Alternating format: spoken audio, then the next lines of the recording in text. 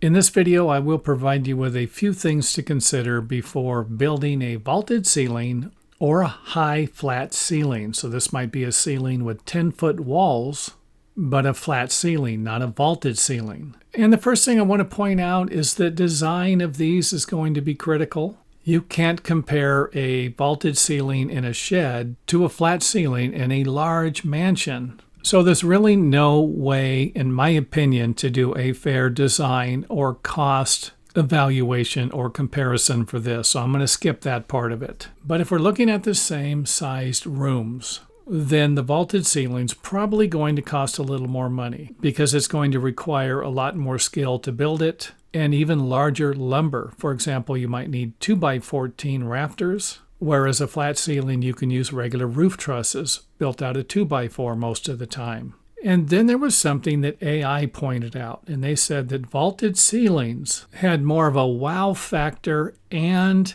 provide better lighting. And I understand that if you're going to take the large gable wall and fill it with windows. But in my opinion, you're going to be able to do the same thing with a high flat ceiling. And if you need more natural lighting, just simply add skylights and as many skylights as you want to. So I really don't think most of the time this is going to be an issue. And next up, let's go ahead and talk about the heating and cooling. Again, this is going to depend upon the cubic feet of space in these areas. For example, it's going to be cheaper to heat and cool a vaulted ceiling that starts at an 8-foot wall at the low point and slopes up toward a 10-foot peak at the top of the roof versus a 12-foot tall flat ceiling. And even though there are plenty of other things to consider, my main reason for making this video is to point out the fact that it's going to be a lot easier to install all of your electrical, plumbing, and heating and air conditioning pipes, wires, and ducting inside of an attic with a high ceiling than it will be in a vaulted ceiling. Now, you can build soffits and chases to cover all these pipes and components.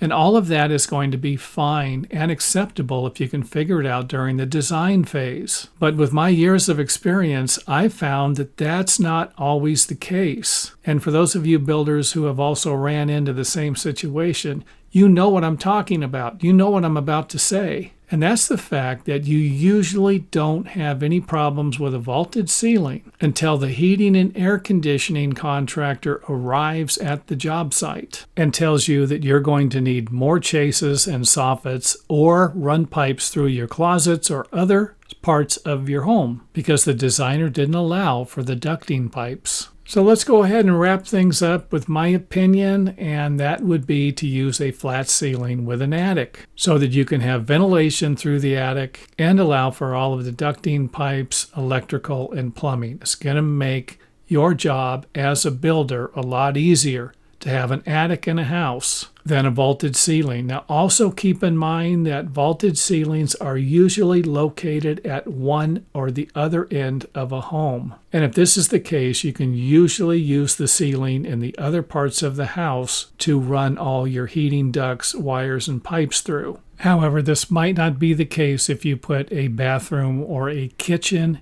in the area with the vaulted ceiling, unless you have walls you can install your electrical and plumbing in. And thanks for watching. If you enjoyed the video, let us know by hitting the thumbs up button or letting us know in the comment area.